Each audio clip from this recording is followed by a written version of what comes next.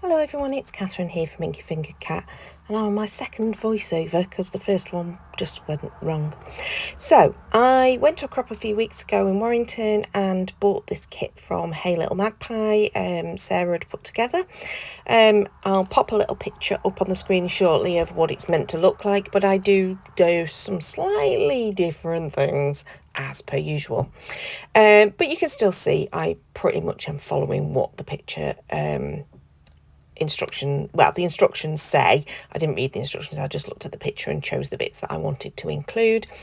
The pictures of me and my youngest great nephew, the gorgeous little Henry. It was last year, he was only a few weeks old, and I was having lots of lovely snuggles.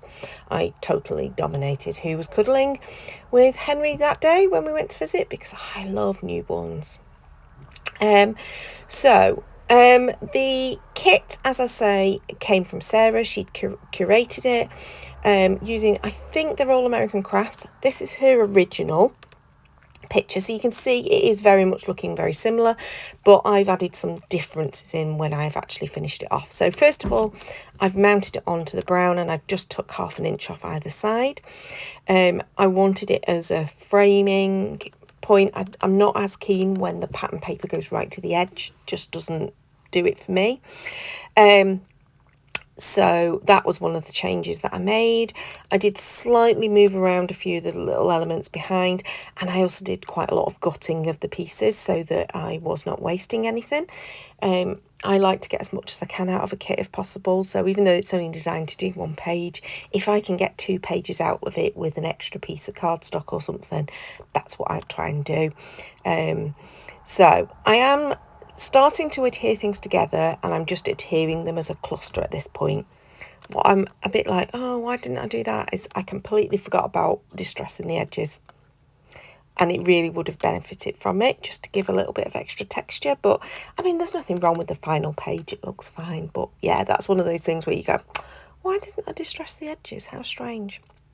Now, Sarah done this lovely sewing on her bobbly thing, what's it called, pom-pom trim. I decided not to do exactly the same kind of sewing she did. She did little crosses. I just wanted to do little loops so it was adhering it in place. Don't worry, I don't make you watch me do the whole lot, but I did pierce all the holes first.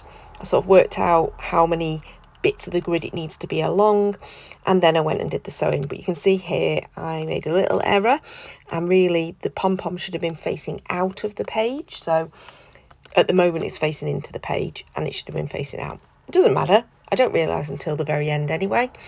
And yeah, so it was a bit fiddly to do, because whenever you're sewing something that's sort of basically 12 by 12, it's quite fiddly because it's moving it backwards and forwards all the time. So I do go and sit on the sofa and finish it off, and here's the back of it. I just use a bit of washi to just stick those ends in place.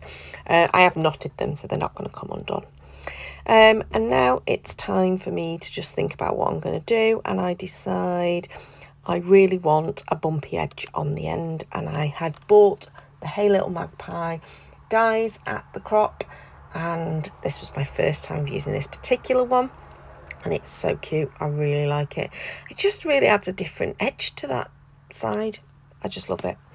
And of course it wouldn't be me if I didn't add something in the background, so I'm using the packaging technique and some vintage photo distress ink to just go round the area where that photo will be. I did contemplate gutting as well on that, and then remembered that there was nothing behind it, so that wouldn't be clever. And then I've stuck down my panel here. There is a bit of fiddling around that I do, so this time I'm going to start adhering it, and then I suddenly think, oh no, I want to distress it. So this is me distressing the edges and trying to do it without sticking it to the table or the cardstock. So note to self, distress edges before you try and stick down. Yeah, tied some of the thread through, and I just popped some little dots of glue where they went underneath items so that they would stay in place, but they were still sort of free floating.